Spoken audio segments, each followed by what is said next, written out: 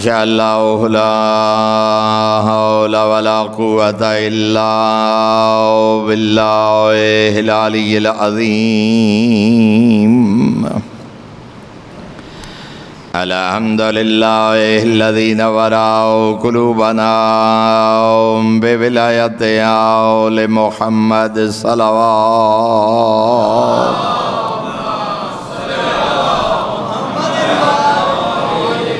الحمد للہ الذی نور قلوبنا بمصائب الحسین علیہ السلام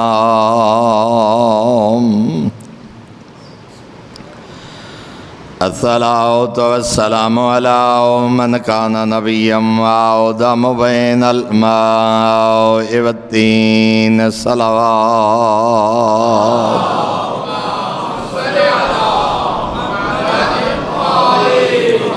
والصلاة والسلام على وزيري وخليفتي وابن أمي ووارث علمه وناصر دينه ومنفذ شريعته ومروج أحكامه ومنجز وعده وحافظ سرّی علی ابن ابی طالب امیر المؤمنین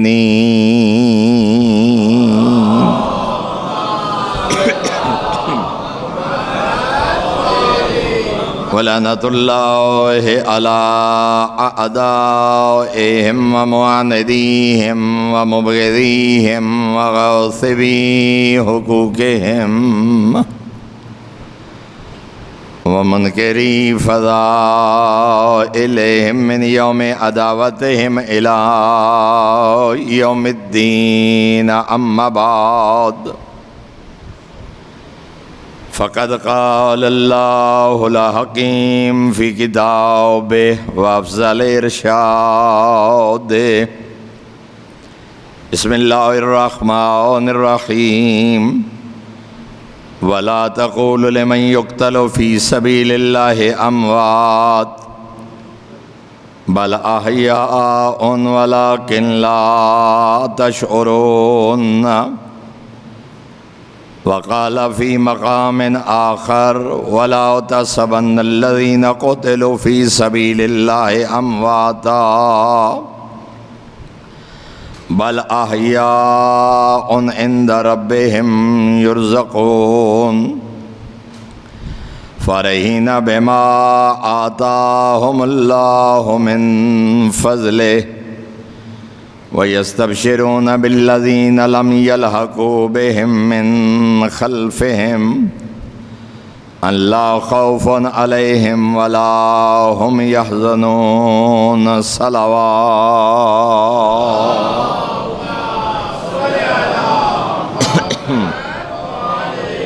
برادران ایمانی احباب بیت انتہائی محترم معزز سامعین کتاب ہدایت دیاں دو آیات جناب دی خدمتی تلاوت کی تین ایک مقام تے خالق فرما رہے وَلَا تَقُولُوا لِمَنْ يُقْتَلُ فِي سَبِيلِ اللَّهِ أَمْوَاتٌ جو اللہ کی راہ میں مارے جائیں قتل ہو جائیں انہیں مردہ مت کہو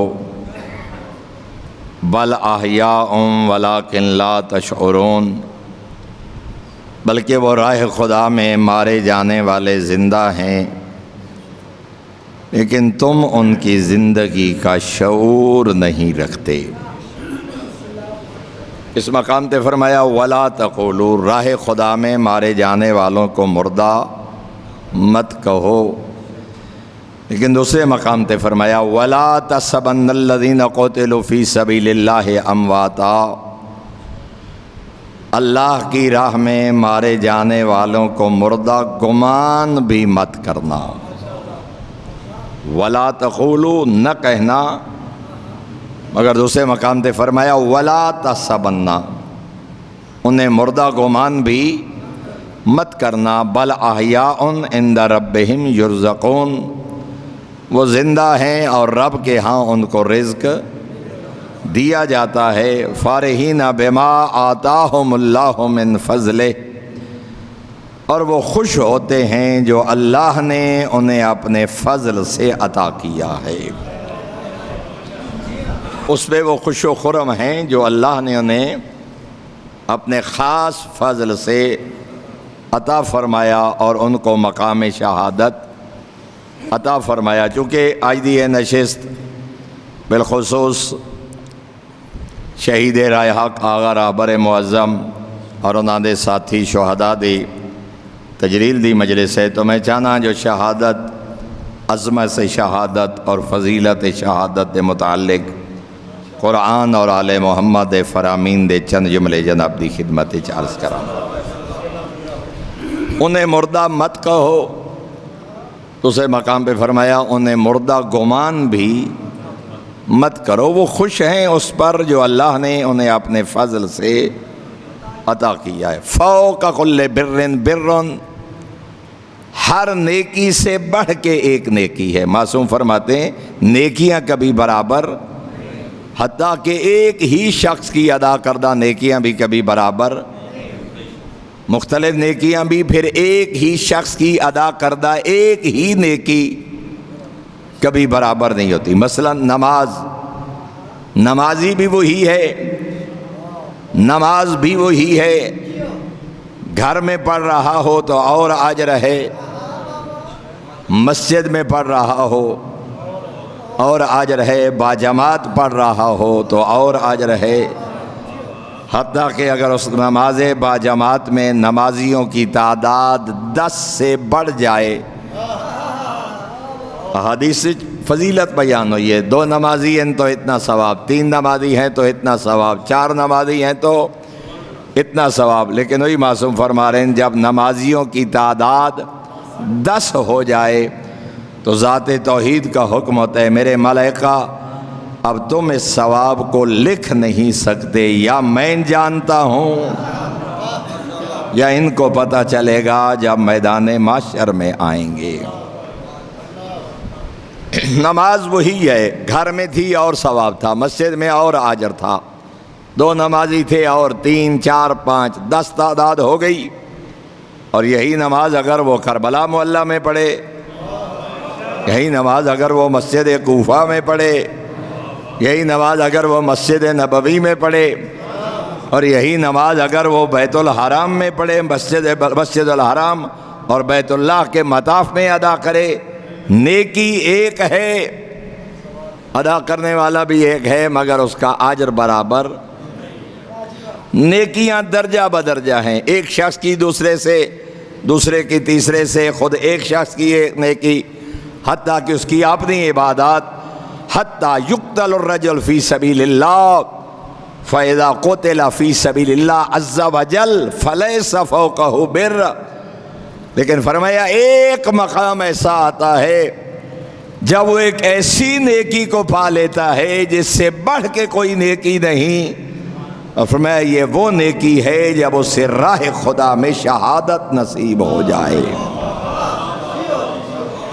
اب شہادت وہ نیکی ہے کہ اس سے بڑھ کے کوئی اور نیکی نہیں، کوئی زندگی کی عبادت اب اس سے بڑھ کر نہیں ہو سکتی۔ اور پھر معصوم نے فرمایا اشرف الموت اللہ اکبر قتل الشہادہ، اور کتنا خوبصورت جملہ قبلہ صفدر حسین نجفی صاحب نے اس کا ترجمہ فرمایا کہ حجت خدا فرما رہے ہیں دنیا والو باعزت ترین موت شہادت کی موت ہے،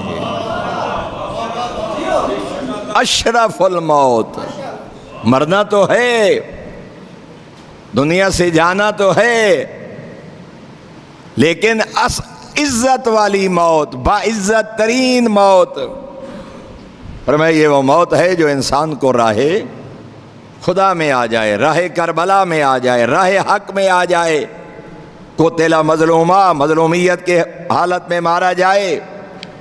معصوم نے شہادت کے بھی درجے، حتیٰ کہ فرمایا عزت کی حفاظت میں مارا جائے تو بھی شہادت،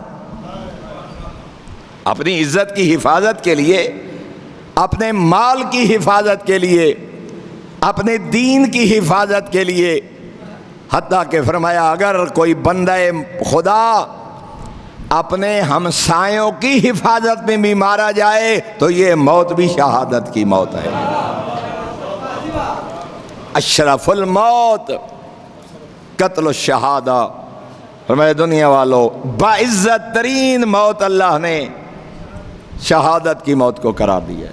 ما من قطرۃ احب الی اللہ عز وجل من قطرتین، فرمایا دنیا والو دو قطرات ایسے ہیں جن سے بڑھ کے کائنات میں اللہ کوئی اور قطرہ محبوب نہیں۔ فرمایا ایک ہے پانی کا قطرہ، ایک ہے خون کا قطرہ۔ فرمایا پانی کا قطرہ وہ ہے جو رات کی تاریکیوں میں خدا کی بارگاہ میں بہایا جائے،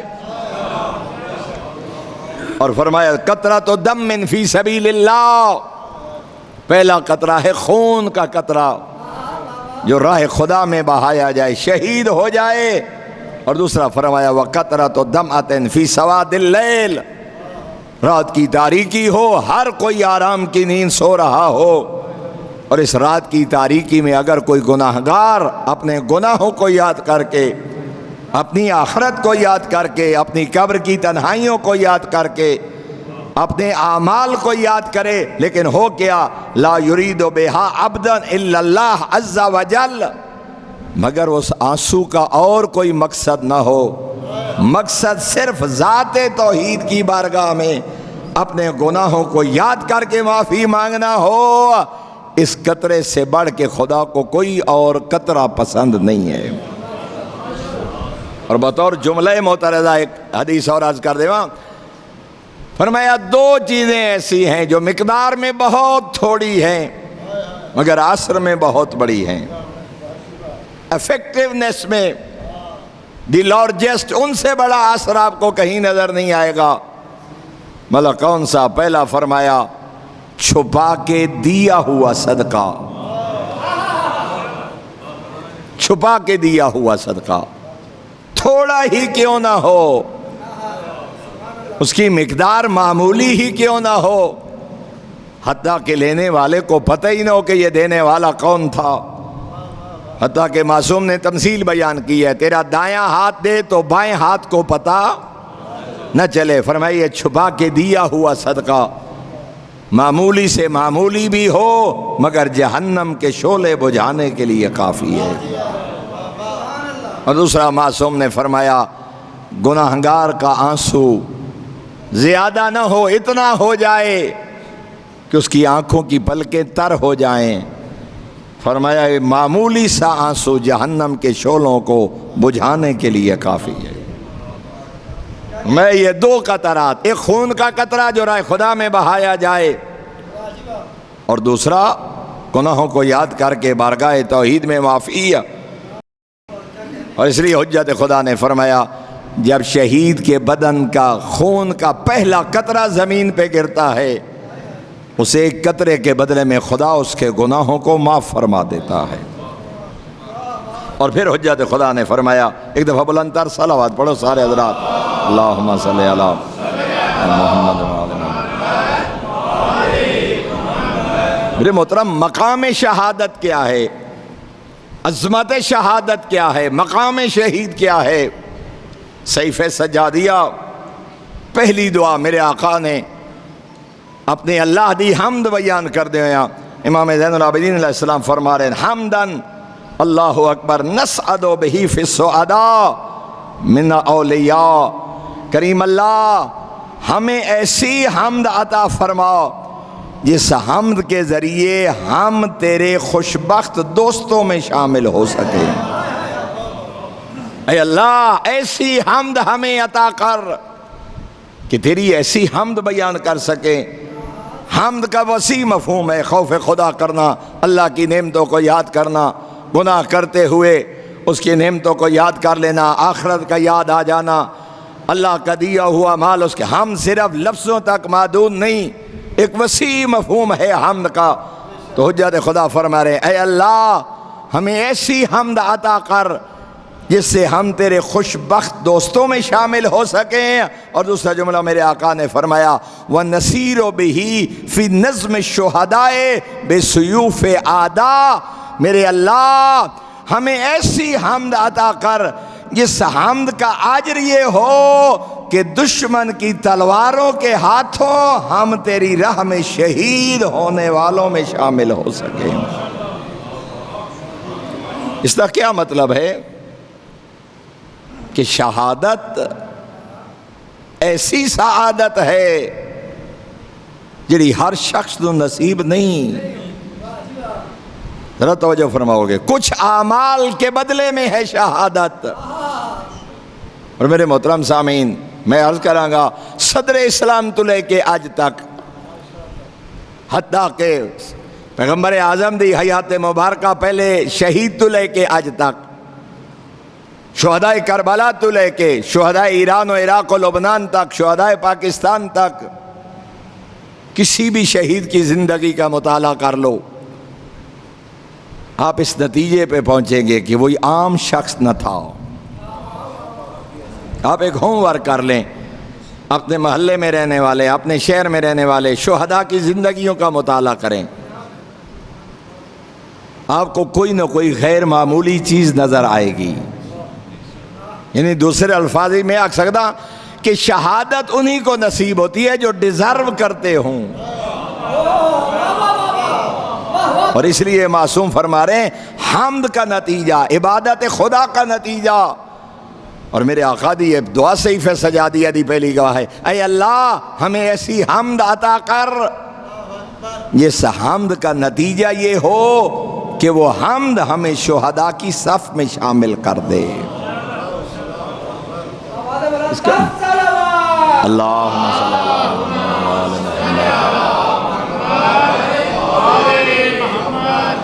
تو جو فرما رہے ہیں جناب, میں بالکل رسمی انداز تو ہٹ کے, رسمی مجلس تو ہٹ کے گفتگو کرنا چاہنا تاکہ کوئی نہ کوئی پیغام ذہن تک پہنچ جائے. اور کتنی بڑی سعادت. اچھا, بہترین دوست کے لیے بہترین دعا مانگتا ہے. بلکہ میں اگر سادہ پنجابی زبان یاد کراں, دوستی طرفوں جتنا انسان دا ہاں ٹھرے اتنی بہترین دعا انسان اپنے دوست واسطے. کوئی دنیا کے لیے کہے گا اللہ تجھے اولاد نرینہ عطا کرے, اللہ تجھے گھر عطا کرے, اللہ تجھے ملازمت عطا کرے, اللہ تجھے بہترین عزت والی جاب عطا کرے, اللہ تجھے حج ادا کرے, اللہ تجھے سعادت عطا کرے. دوست کے شان کے مطابق, حالات کے مطابق ہم دعا مانگتے ہیں. اور جب دعا مانگنے والا زمانے کا امام ہو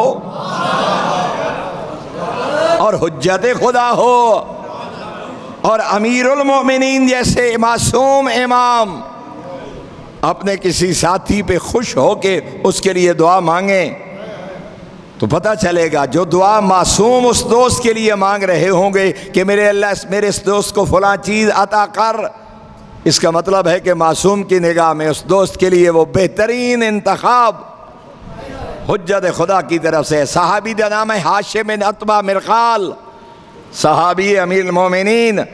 میرے آقا جدہ خوش ہوئے نہ ہاشم دے کسی عمل تے, امیر المومنین نے دعا فرمائی اللہم ارزق الشہادہ فی سبیلک.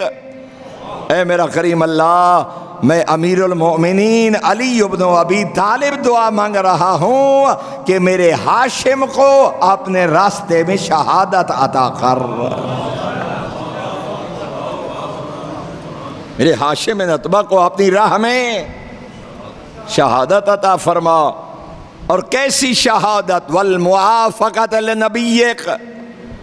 میرے اللہ صرف شہادت عطا نہ کر, شہادت ایسی عطا کر جس کا اجر جنت میں تیرے نبی کی ہمسائیگی ہو. کہاں حمد کے نتیجے میں شہادت, معصوم کی دعا. ہاشم بن عتبہ جیسے صحابی کے لیے شہادت, معصوم کی دعا.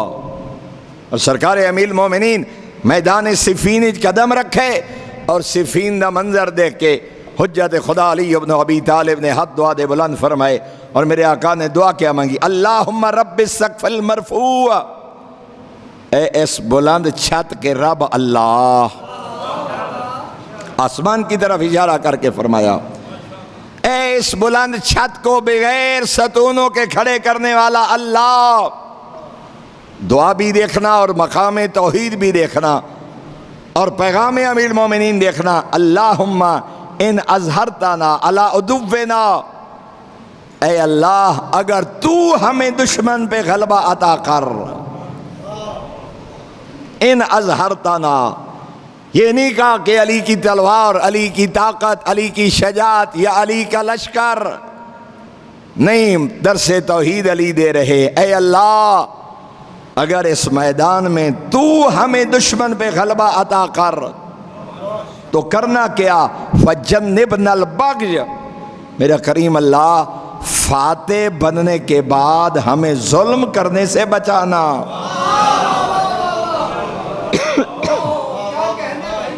تو عطا کرے ہمیں فتح، اس کا مطلب ہے کہ غلبہ عطا کرنے والی ذات خدا کی ذات ہے، اسباب فتح پیدا کرنے والی ذات خدا کی ذات ہے. اگر تو غلبہ عطا کر، پھر اصول جنگ علی بیان کر رہے ہیں. فجنبنا البغی، یہ نہ ہو کہ ہم میناب سکول پہ حملہ کرنے والوں میں سے ہو جائیں، ہم یتیموں کو قتل کرنے والوں میں سے ہو جائیں، ہم ہاسپیٹل پہ بمباری کرنے والوں میں سے ہو جائیں، ہم رفائی اداروں کو تباہ کرنے والوں میں سے ہو جائیں، ہم پانی کے پلانٹ تباہ کرنے والوں میں سے ہو جائیں. آج کے دور کی زبان فجنبنا البغی، فاتح بننے کے بعد بھی ہمیں اپنی مخلوق کے حقوق کے خیال رکھنے کی طاقت عطا کرنا. فجنبنا البغی، ہمیں ظلم کرنے سے، بغاوت کرنے سے اور اپنی مخلوق پہ ظلم کرنے سے بچانا. وسددنا للحق، اے کریم اللہ فتح کے بعد بھی ہمیں حق کے راستے پہ قائم رکھنا، کہ فتح کے بعد میرے لشکر کی طرف سے کوئی ایسا کام نہ ہو جائے، میرے لشکر کا کوئی سپاہی ایسا کام نہ کرے جو رائے حق سے ہٹ کے ہو. گویا کہ میرے آقا معیار جنگ بھی بیان کر رہے ہیں، مقام توحید بھی بیان کر رہے ہیں اور اصول جنگ بھی بیان کر رہے ہیں. میرے محترم عائدین، حالات اگر تاریخ اسلام اور تعلیمات اسلام کا مطالعہ کیتا جائے، کیا ہے حکم شریعت؟ مفتوحہ علاقوں میں درختوں کو نہ کاٹا جائے، شریعت کہتی ہے. 1400 سال پہلے امیر المومنین نے فرمایا، سید الانبیاء نے فرمایا، حجت خدا نے فرمایا، پھلدار درختوں کو نہ کاٹنا، فصلوں کو نہ جلانا، جانوروں کو نہ ذبح کرنا، لوگوں کے گھروں کو نہ گرانا، عبادت گاہوں کو برباد نہ کرنا، پانی کے چشموں پہ حملہ نہ کرنا. حتیٰ کہ فرمایا معصوم بچے اور ضعیف مرد اور گھر میں بیٹھنے والی عورتیں جو تمہارے مقابل نہ آئیں ان پہ حملہ نہ کرنا، انہی پہ حملہ کرنا جو تمہاری جان کے در پہ ہوں، بے گناہوں کے خون سے اپنے ہاتھوں کو رنگین نہ کرنا.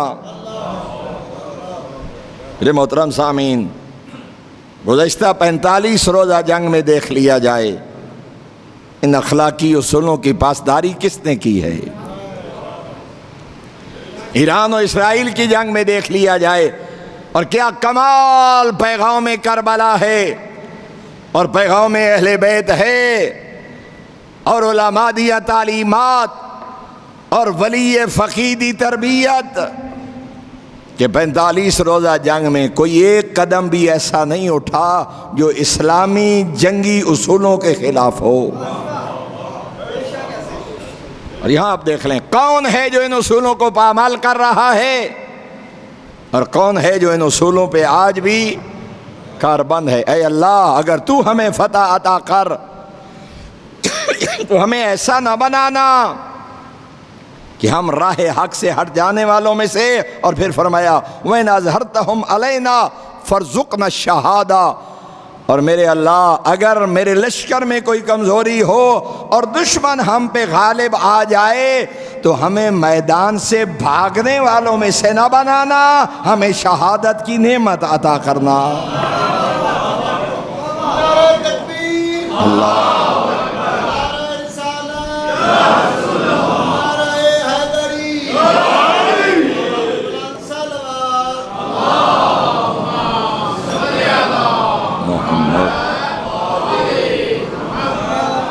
اگر دشمن غالب آ جائے، شکست کی حالت میں بھی ہمیں میدان سے بھاگنے والوں میں سے قرار نہ دینا، فرزقنا الشہادہ، بلکہ ہمیں مقام شہادت عطا کرنا، واسمنا من الفتنہ، اور کریم اللہ ہمیں فتنہ سے بچانا کہ مفتو دنیا میں مفتو ہو کے بھی ہم تیرے دربار میں کامیاب قرار پائیں۔ کوئی ایسا کام نہ ہو کہ تیرے دربار میں لوگ سر نہ اٹھا سکیں۔ اور پھر میرے محترم سامعین، ایک دفعہ بلند تر صلوات پڑھو سارے حضرات، اللہم صلی علی محمد۔ اور ذرا اس حدیث پہ غور کرنا کہ معصوم نے کس انداز فرمایا، ان الفار لغیر مزید فی عمرہ، اللہ اکبر۔ او دشمن کے، پیغمبر اعظم کا فرمان ہے، او دشمن کے مقابلے میں میدان سے بھاگ جانے والو، میدان سے بھاگ جانا تمہاری زندگیوں میں اضافہ نہیں کرتا۔ اللہ اکبر۔ ان الفار، بھاگ جانے والا، فرار کر جانے والا، موت کے ڈر سے کمینے دشمن کی بیعت کر لینے والا، لغیر مزید فی عمرہ، فرار کر جانے سے اپنی عمر میں اضافہ نہیں کر سکتا۔ بھاگے وہ جس سے موت نہ آنی ہو، اور جب آخر مرنا ہے تو اس سے بڑھ کے موت کیا ہے جو انسان کو راہ حق میں نصیب ہو جائے، شہادت کی موت۔ فرمایا دنیا والوں، میدان سے بھاگ جانا تمہیں نہیں بچا سکتا موت سے، اور نہیں تمہاری زندگیوں میں اضافہ۔ ایک دفعہ بلند تر صلوات پڑھو سارے حضرات،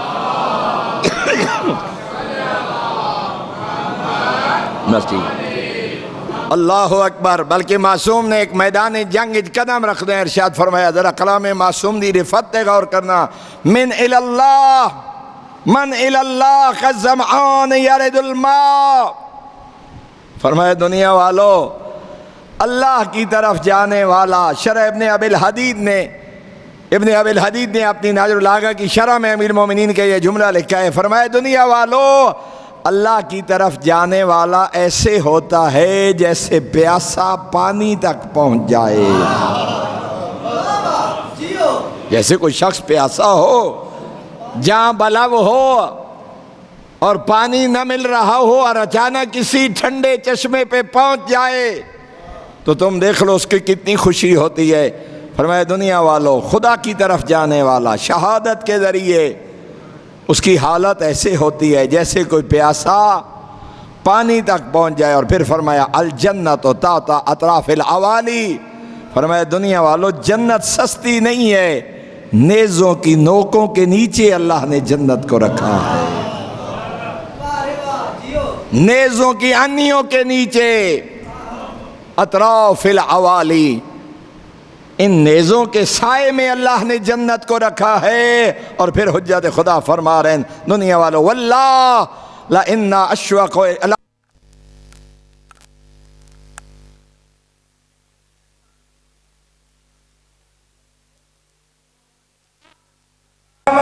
یہ اتنے اپنے گھر جانے کا شوق نہیں رکھتے جتنا علی شہادت کا شوق رکھتے ہیں۔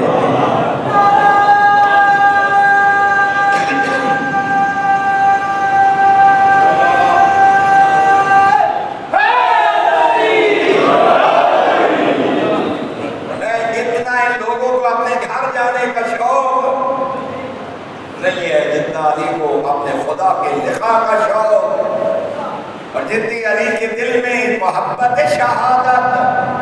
اور میرے محترم سامعین، ایک سماجی پیغامی معاشرتیات کا اتنی بڑی عبادت، جیسا کہ میں ابتدا نعت کا فرمایا، ہر نیکی سے بڑھ کے نیکی ہے، لیکن ایک نیکی ایسی ہے جس کے بعد کوئی اور نیکی نہیں، اور اس کا نام ہے شہادت۔ لیکن پھر معصوم فرما رہے دنیا والو، اول ما یراق من دم الشہید یغفر له ذنب خلہ۔ فرمایا دنیا والو، جب پہلا قطرہ خون کا شہید کا زمین پہ آتا ہے، خدا اس کے سارے گناہوں کو معاف فرما دیتا ہے۔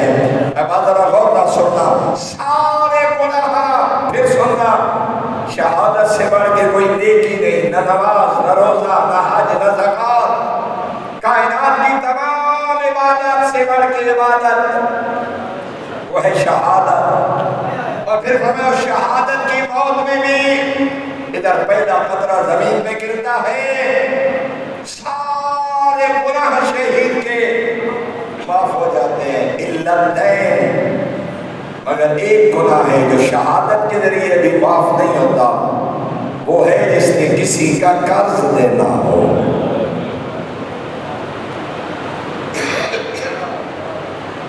قرض وہ گناہ ہے جو ادا نہیں کیا، الا الدین۔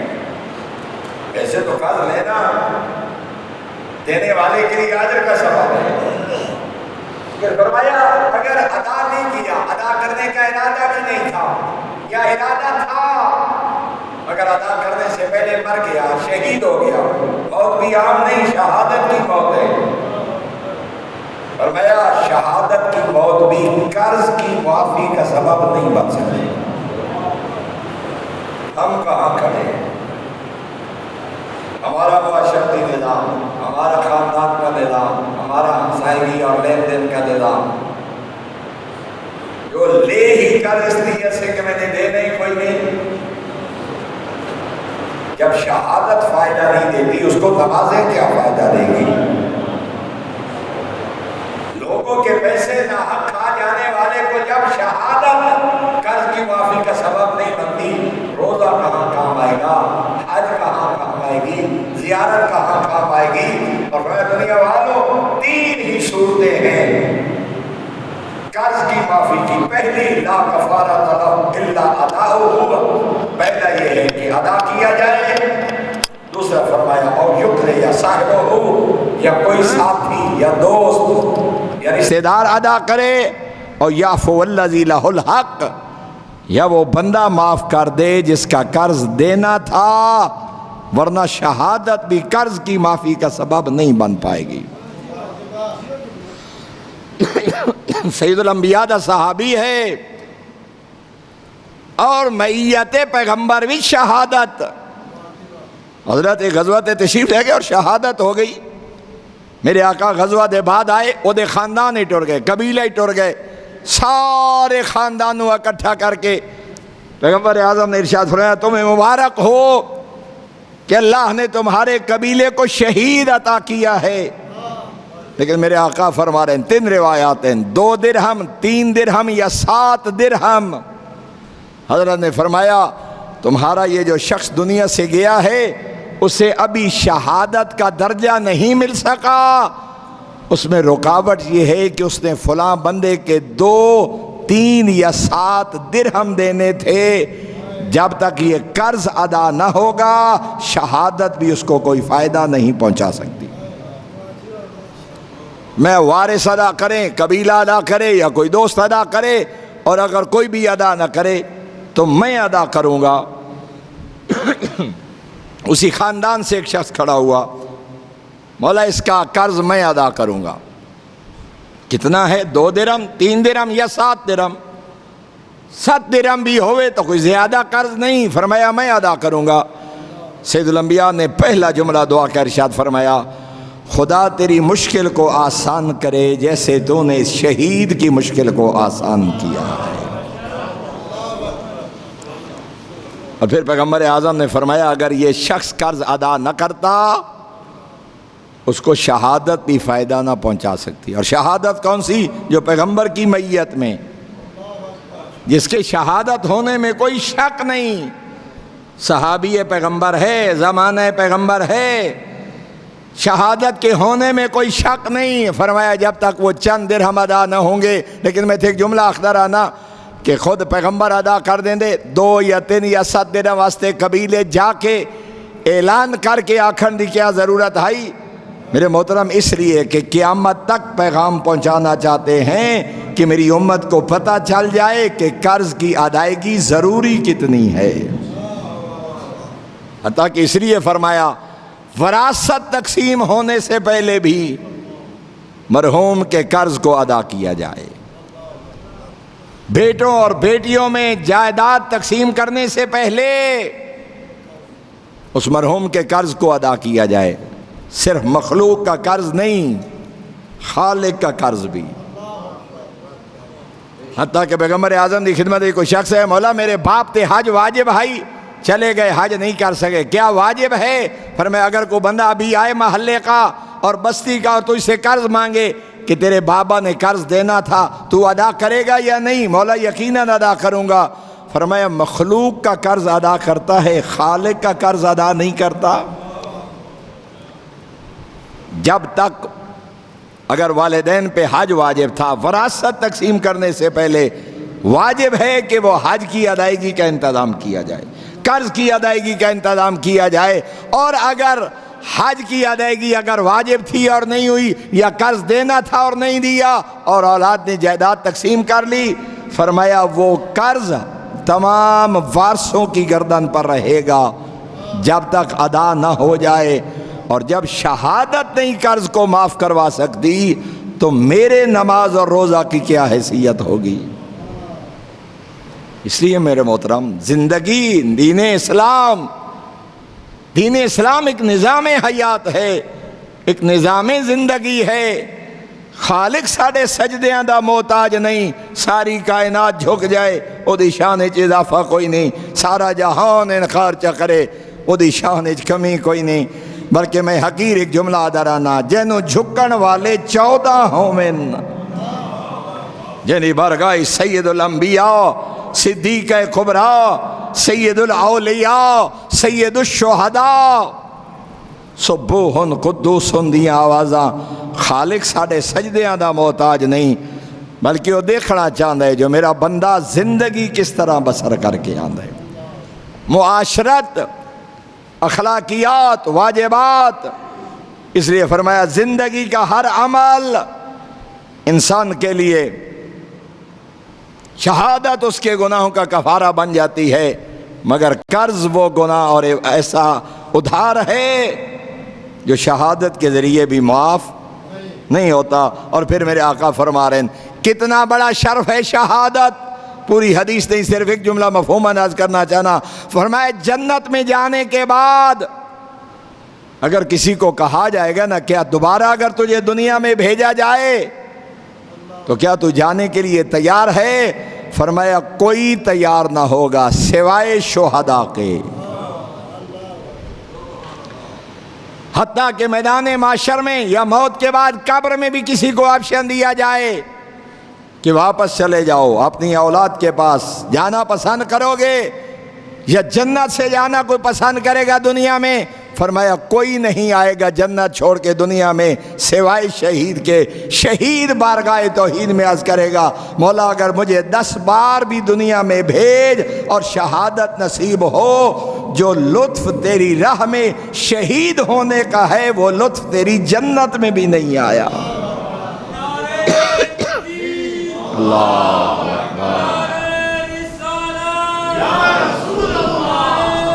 علیکم السلام۔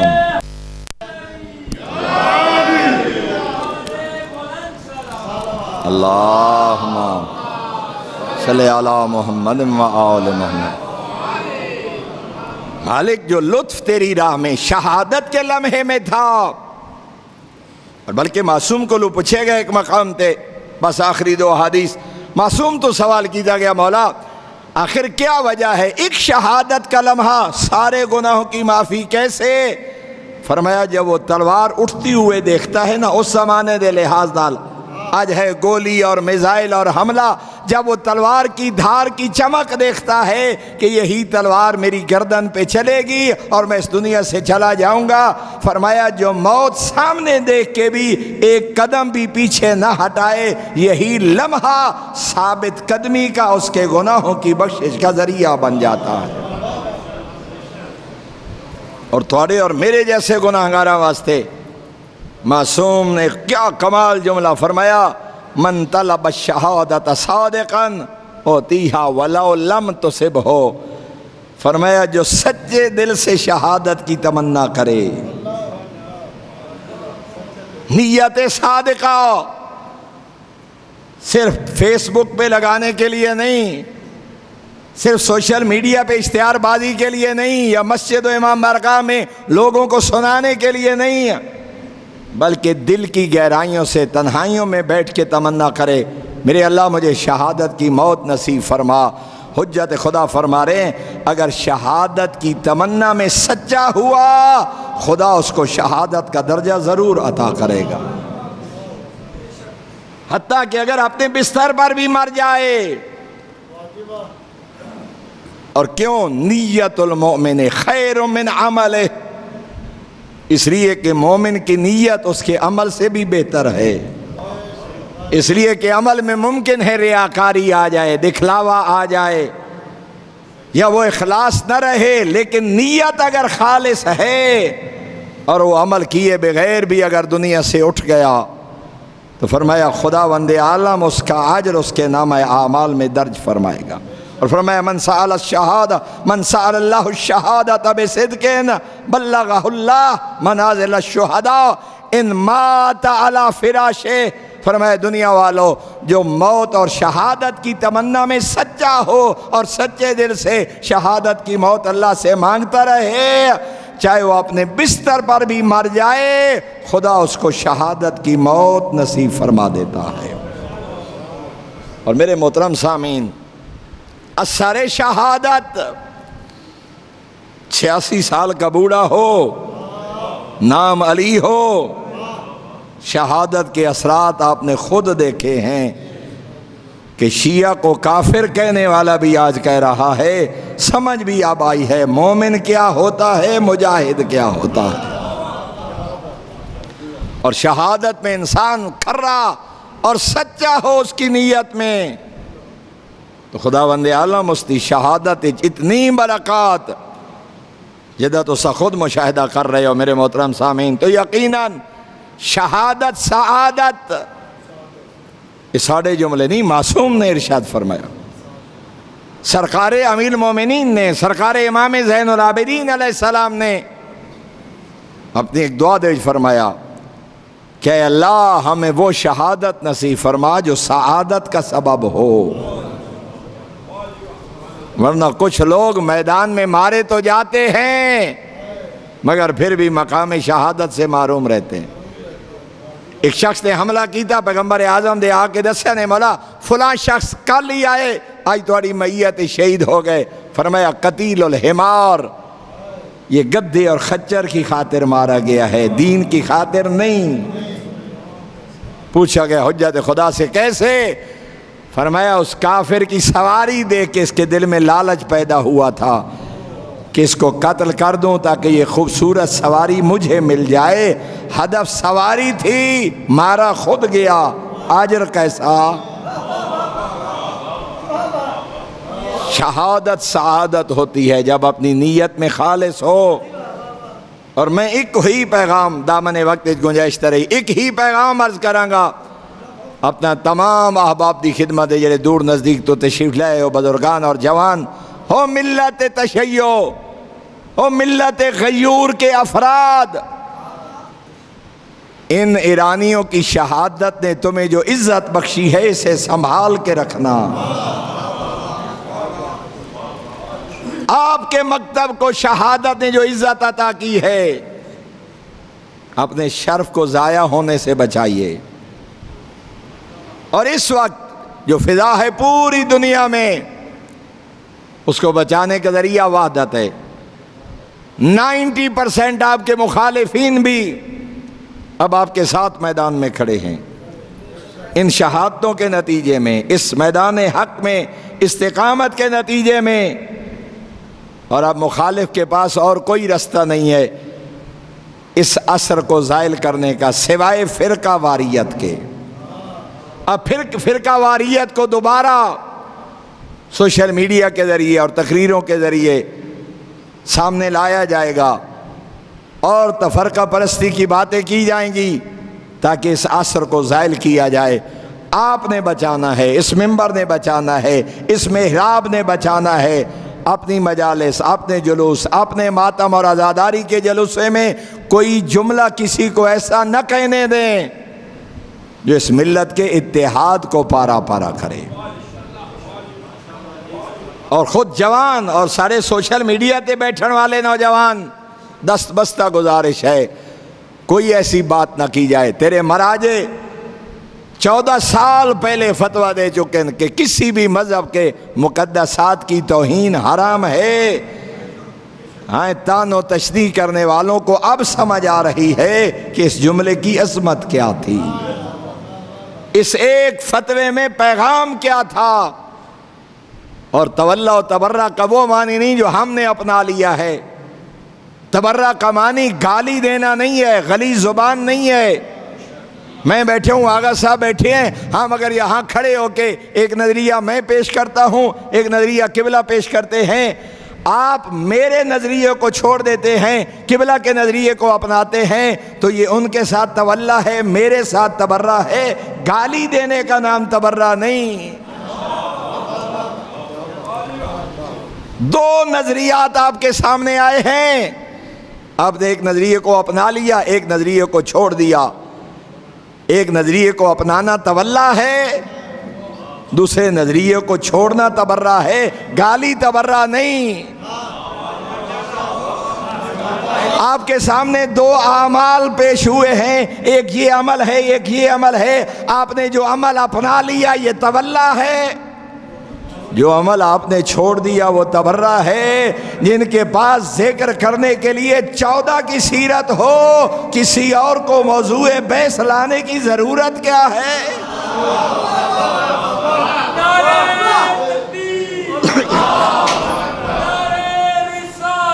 یا رسول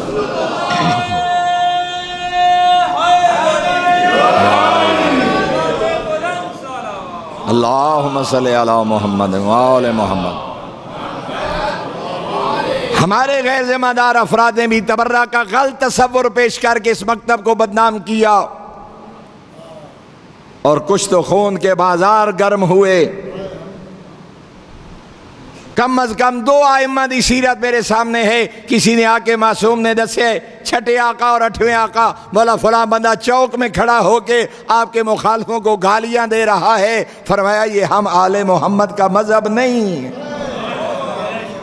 بولا کیا کیا جائے؟ فرمایا گالی دینے کی ضرورت نہیں ہے، لوگوں کے سامنے کردار بیان کیا جائے، لوگوں کو یہ بتاؤ کہ آل محمد کا کردار کیا ہے، آل محمد کے دشمن کا کردار کیا ہے، کردار کو بیان کیا جائے۔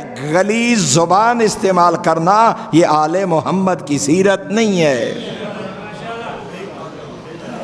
اس لیے کیوں فرمایا تھا اہل سنت ہمارے بھائی ہیں، اہل سنت ہماری جان ہیں، اور کیوں فرمایا گیا مقدسات کی توہین حرام ہے؟ تاکہ ان غیر ذمہ داروں کے غیر ذمہ دارانہ رویوں کو لگام ڈالی جائے۔ تو خدا را، چاہے وہ مسجد بقیت اللہ ہو، چاہے وہ کوئی ممبر یا محراب ہو، وہ مولوی ہے، وہ ذاکر ہے، وہ خطیب ہے، وہ واعظ ہے، وہ شاعر ہے، وہ ٹوپی والا ہے، وہ امامے والا ہے، کبھی کسی کو مت اجازت دیجیے جو یہاں کوئی ایسی بات کرے جو مومنین کے درمیان نفرت کا سبب بنے یا امت کے درمیان نفرت کا سبب بنے۔ جہاں اتحاد بین المومنین ضروری ہے وہاں اتحاد بین المسلمین بھی ضروری ہے۔ میرے محترم سامعین، اور یہ اعلان ہے فتح و نصرت دا جڑا علی دی بیٹی دربار شام وچ کر کے گئی، یا یزید قد قیدک وسع سعیک وناسب جہدک۔ او یزید جتنی چالیں چل سکتا ہے چل لے، جتنی مکاریاں کر سکتا ہے کر لے، میں علی کی بیٹی اعلان کر کے جا رہی ہوں، نہ تو ہمارے ذکر کو مٹا سکتا ہے نہ تو ہماری وحی کے آثار کو مٹا سکتا ہے۔ شام نو فتح کر گئی علی دی بیٹی، جو یقین آئے تو پوچھ لینا کوفہ و شام کی فضاؤں سے۔ شام نو فتح کر گئی اپنے خطبے دی ذوالفقار نال علی دی بیٹی، لیکن کم سوکھا نائی، ہمت آئی علی دی دھی دی۔ میرے استاد محترم ملک جا حسین صاحب قبلہ فرمائندے ہوندے نے کوئی اور مستور ہوئے آ کربلا مر گئی ہوئے آ، 7 یا 8 سکیاں بھراواں دیاں لاشاں تو انج گزر ونجنا جی میں لگ دے ہی کچھ نان ہمت آئی علی دی دھی دی اور دی وجہ قبلہ بیان فرمیندے انہیں خالی ذہن نہیں آئی کربلا ماں دی جھولی جو دکھاں دی تربیت حاصل کر کے آئی جہن دی آئی میں کے کرنے میں کتھوں تک ونجنے کوئی اور مستور ہویا کربلا مر گئی ہویا لیکن نہیں ماں دی جھولی جو دکھاں دی تربیت حاصل کرن والی تاریخہ دیئے جدہ 11 دی دیگر لتھیے نہ بھراؤ دی مقتلے چ اور ترائے سواریں جڑے رخساراں دے بھار کربلا دی خاک تے جھڑین عزاداران مظلوم کربلا پہلا شہید ہے ام البنین دا لال عباس بازو نال کوئی نائن جدا کمینے لوہے دا گرز مارے نا عباس دا سر 4 حصے ہی تقسیم ہوئے بھج دے گھوڑے تو رخساراں دے بھار جھڑے نا شہزادات غیر سادات دوسرا مظلوم وہ امام ہے جنہیں بارے میں آقا بیٹھا فرمے دینا میرا سلام ہوئے اس مظلوم دادے تے جیڑا 10ویں دی دیگر بھج دے گھوڑے تو رخساراں دے بھار کربلا دی زمین تے جھڑین اور سادات غیر سادات تیسرا مرد مستور آئی مرد نہیں تیسرا سوار مرد نہیں مستور آئی علی دا پتر نہیں علی دی دھی آئی لیکن فرق بڑے دامی نو جھڑا نالے گھوڑیاں تو جھڑے نا یارہ نو جھڑا نالی ٹر دے اٹھ تو جھڑیے لیکن فرق ہے جڑے دامی نو جھڑے نو گھوڑیاں تے چڑھنا بھی جان دے ہن گھوڑیا تو لاہنا بھی جان دے ہن لیکن جڑی پردیدار 11 دی دیگر جھڑیے اے او علی دی عزادار دھی آئی جہاں راج کے نانے دا روزہ بھی نہ دچھا لیکن جدہ رخساراں دے بھار جھڑیے تے آ ڈٹھیا نہ بھیرا دی لاش مقتل ابھی مختفالہ لکھ دے ڈٹھے تا بھیرا دا سر نال کوئی نہ چند قدم پیچھا ہٹ کے کھڑی ہوئی ہے دھی علی دی جڑے بھیڑا لے بھیرا بیٹھے ہو اے فطری محبت ہے جدہ مدت دے بعد بھیڑا بھیراواں نو ملن نا وقت بھیراواں دے رخسار چم دیان واتی ہاں نہ بھری وے وقت بھیراواں دا سینہ چم دیان واتی ہاں نہ بھری وے وقت بھیراواں دے ہاتھ چم دیان 8 پاور دے بعد آئیے علی دی دھی نٹھے تا بھیرا دا سر نال کوئی نہ چند قدم پیچھا ہٹ کے کھڑے ہوئے پہلا وین کر کے پیا دن اریدو انو قبل وجہک حسین میرا دل تا چاندہ میں تیرے رخسار چمسا لیکن شبیر تیرا سر نال کوئی نہیں دوجہ وین کر کے آدیے اریدو انو قبل صدرک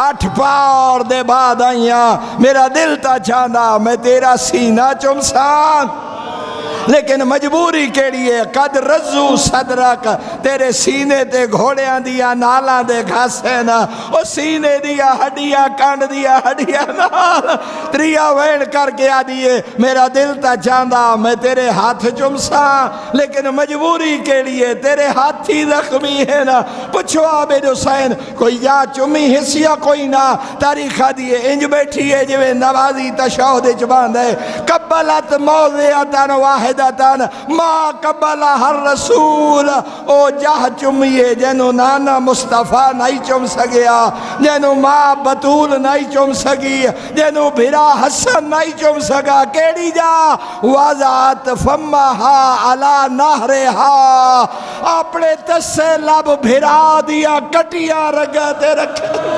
کبے گلتے بوسہ دیکھیا دیا یہ ماں زہرا دا بوسیہ اوہ نانے مصطفیٰ دا بوسیہ اے نباب علی دا بوسیہ آدھی آئی حسین دھیا تے بھیڑا دا آخری سا